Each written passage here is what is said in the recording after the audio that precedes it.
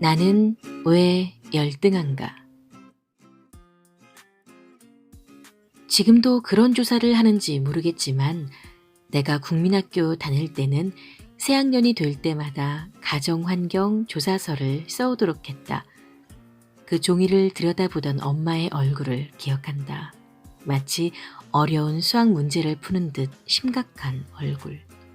한참을 고민하던 엄마는 아빠의 직업란에 노가다라고 적었다. 노가다가 뭐야, 엄마? 엄마는 답이 없었다. 나도 더는 묻지 않았다. 대답하기 곤란한 것이라는 건 눈치로 충분히 알 수 있었고 나는 엄마를 곤란하게 만들고 싶지 않았다. 가정환경 조사서엔 한 달 수입을 적는 칸도 있었다. 지금의 상식에선 의아하지만 그땐 그랬다. 얼마를 적었는지는 기억나지 않는다. 집에 관련된 항목엔 자가, 전세, 월세 중 하나를 선택하게 되어 있었는데 또 한참을 고민하던 엄마는 옆에다 사글세라고 적었다. 역시 모르는 단어였지만 이번엔 묻지 않았다. 조사서 맨 아래엔 집에 있는 물건들에 체크하게 되어 있었다. 어디 보자. 자가용? 없고, 전화기? 없고, 냉장고? 없고, 없고, 없고, 없고. 우리 집엔 없는 게 많았다.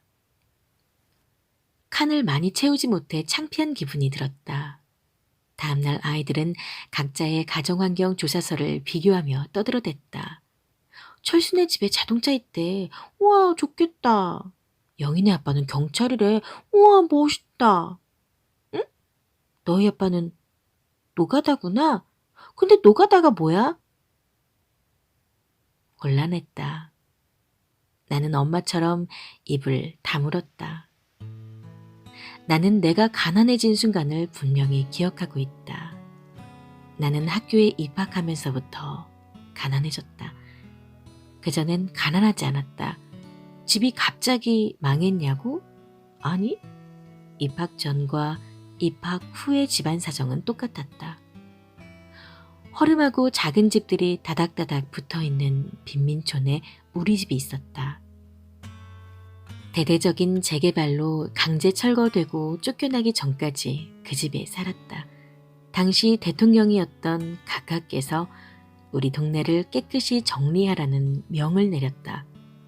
곧 88 올림픽이 열리는데 외국인들 보기에 부끄럽다는 이유에서였다. 그렇게 부끄러운 우리 동네는 정리되었다. 아무튼 슬레이트를 대충 얹은 지붕.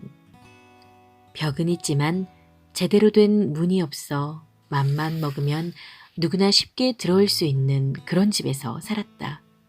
화장실은 집 밖에 있었다. 몇몇 가구가 공동으로 쓰는 재래식 화장실이었는데 냄새나고 더러운 것은 둘째치고 항상 안에 사람이 있어 곤란했다. 도저히 기다릴 수 없는 급한 상황이 오면 멀리 떨어진 다른 공동 화장실을 찾아 달렸다. 거기도 비어있다는 보장은 없지만 딱히 불편하거나 괴로운 일은 아니었다. 다들 이렇게 산다고 생각했으니까. 그곳이 내가 아는 세계의 전부였다. 모두가 비슷한 집에서 비슷한 모습으로 살았고 가난하다는 느낌이 뭔지 알지 못했다. 입학하고 다른 환경의 친구들을 만나면서 내가 알던 세계는 무너졌다. 모두가 비슷한 환경에서 살지 않는다는 걸 알게 되었고 세계는 재구성됐다. 그리고 나는 절망했다. 재구성된 세계에서 나의 위치는 저기 아래였다. 그 전까지 가난하지 않던 나의 삶은 한순간에 추락했다. 쾅! 내 몸이 바닥에 부딪히는 소리가 들리던 날을 지금도 기억한다. 대부분 살림이 넉넉하지 못하던 시절이었으니 그리 절망할 일은 아니었을지도 모른다.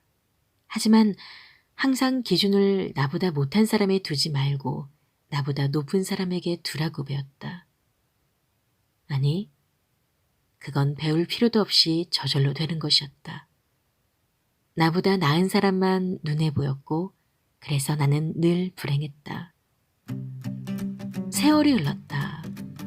이제 나는 실내에 화장실이 있는 집에 산다. 무려 수세식이다. 아버지처럼 험한 육체 노동을 하지 않고 그림을 그려 돈을 번다. 그 돈으로 맛있는 것도 사 먹고 문화생활도 즐긴다. 큰 발전이다.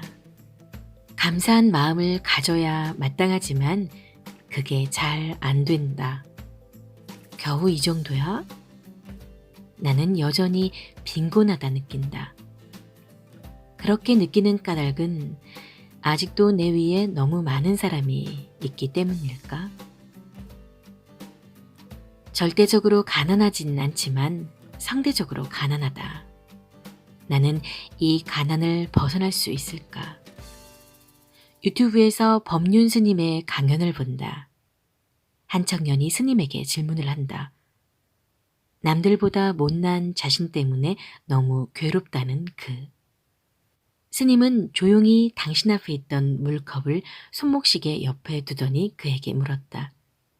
이 컵이 커요, 작아요? 커요. 젊은이가 답했다.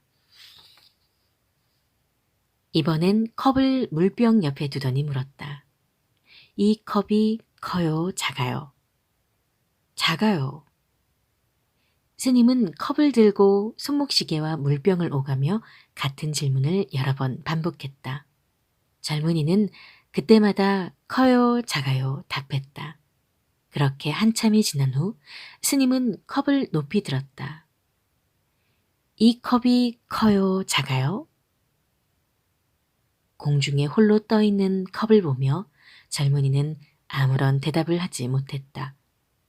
비교할 대상이 없으니 크다 작다 말을 할 수가 없었다. 그랬다. 컵은 큰 것도 작은 것도 아니다. 컵이 크다고 생각했을 때도 작다고 생각했을 때도 컵은 항상 그대로였다. 열등함은 존재에서 오는 게 아니라 의식에서 비롯된 것이다. 실제로 존재가 열등한 게 아니라 열등하다고 의식할 뿐이라는 말씀. 아, 젊은이도 울고 나도 울었다. 내가 느끼는 빈곤 역시 마음의 문제. 나는 물병 옆을 떠나지 못하는 컵이었다. 물병을 기준으로 삼고는 나는 작다 울부짖고 있었다. 컵이 물병보다 작다고 해서 열등한 것은 아니다. 그저 다른 것뿐이다. 크기가 다르고 재질이 다르고 쓰임이 다르다. 비교를 통해 알아야 할 건 그게 전부다. 우리는 모두 다른 존재일 뿐이다. 그런데 왜 나는 하필 컵일까요? 나는 물병이 좋은데. 도로아미타불 관세음보살.